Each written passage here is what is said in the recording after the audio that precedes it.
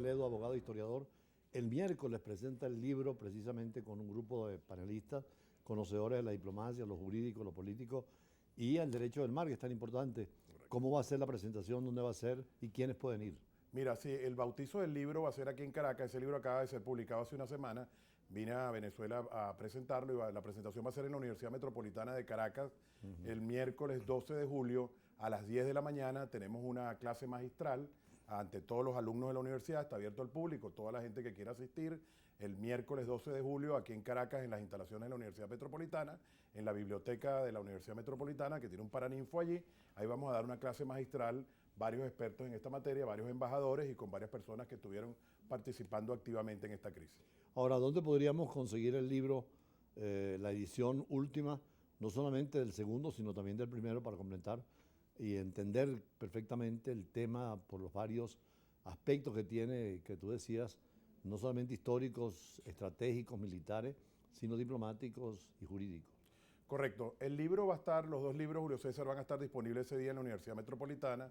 El miércoles 12 a las 10 de la mañana en la biblioteca de la Universidad Metropolitana va a ser presentado el libro, va a ser bautizado y vamos a tener una clase magistral donde vamos a analizar ese hecho como tal. ¿Quiénes van a intervenir? Va a intervenir varios embajadores, entre ellos va a estar el embajador Leandro Area, que es un experto en esta materia de límite con Colombia y experto en el tema colombiano, y otra serie de expertos que van a estar allá. Tenemos un panel de la Universidad Metropolitana y de varias universidades, de la Universidad Central y la Universidad Metropolitana de Caracas, donde va a ser una clase bien interesante y ahí van a estar disponibles los libros, porque los libros están disponibles en Amazon.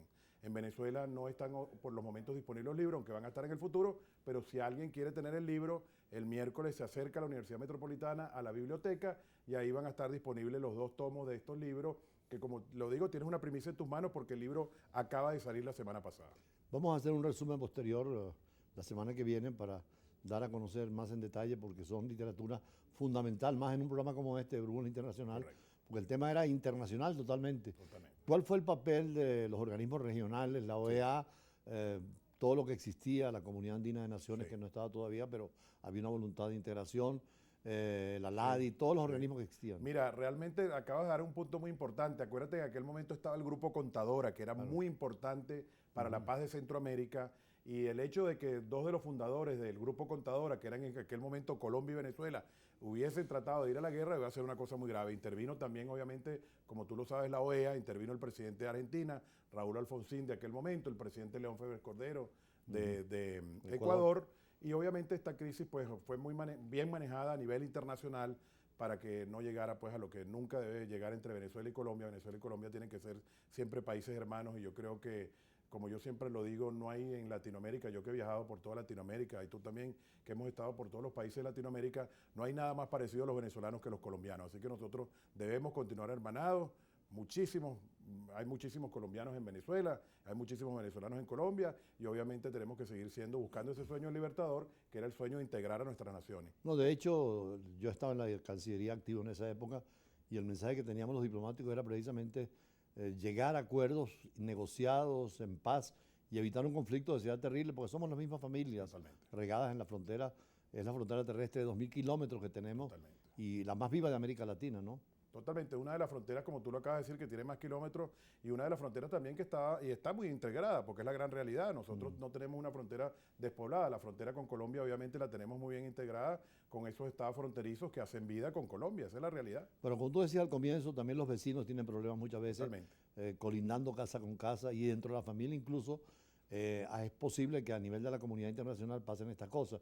Lo importante es saber manejarlas y imponer el artículo 33 de la Carta de Naciones Unidas, que es solución pacífica a las controversias internacionales. Correcto, correcto. Y esa es la idea, Julio César, del libro.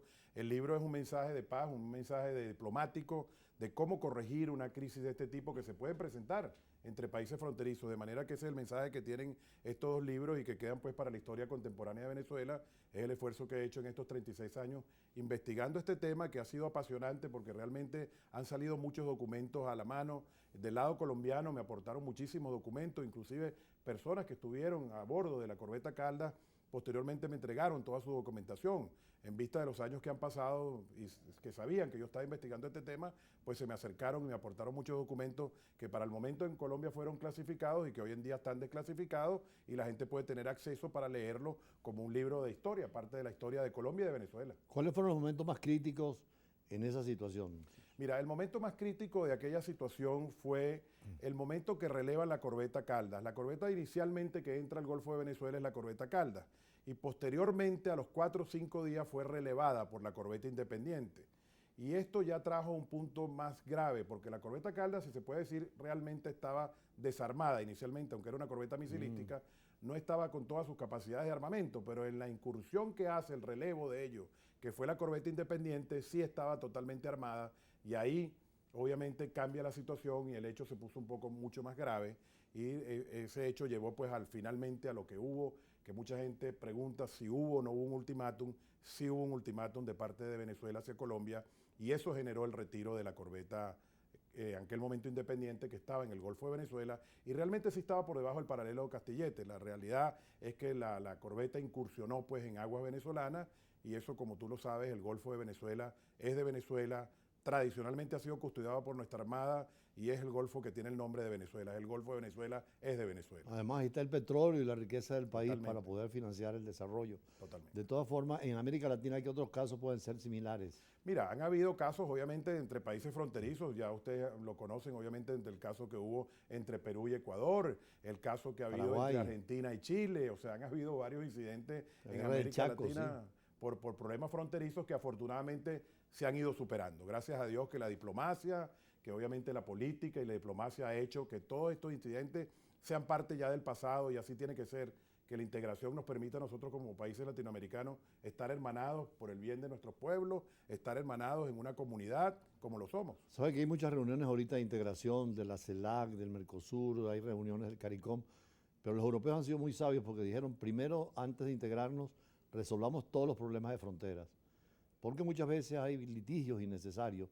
Y eso nos falta en América Latina, tener claridad, porque todavía hay muchas reclamaciones. Sí, las hay porque obviamente venimos obviamente de lo que era en aquel momento el Imperio Español, que obviamente todos estos problemas fueron heredados. Realmente ninguno de estos problemas los causamos nosotros, ni los causó ningún país de Latinoamérica, pero como tú lo dices, pues seguimos vigentes con alguna serie de problemas en materia de limitación, y Venezuela los tiene. No vamos a profundizar el día de hoy, Venezuela los ha tenido con sus vecinos y bueno, esperamos que se resuelvan afortunadamente. Bueno, muchísimas gracias, ha sido agradable volver de nuevo a conversar sobre el tema, y te voy a invitar antes que te regreses a tu trabajo fundamental en Estados Unidos para conversar después del evento, porque creo que las intervenciones de los especialistas nos pueden ayudar a ver otros problemas que a lo mejor hemos visto nosotros y que para ti mismo constituyen tal vez materia para un tercer libro. Claro que sí. Hay Sigo problemas, investigando. Este es un como tema que nunca termina. Te felicito Gracias. en eso, porque sé que Gracias, Julio César. al margen de actividad profesional, que estás también en la parte en Estados Unidos ayudando a muchos venezolanos, también el hecho de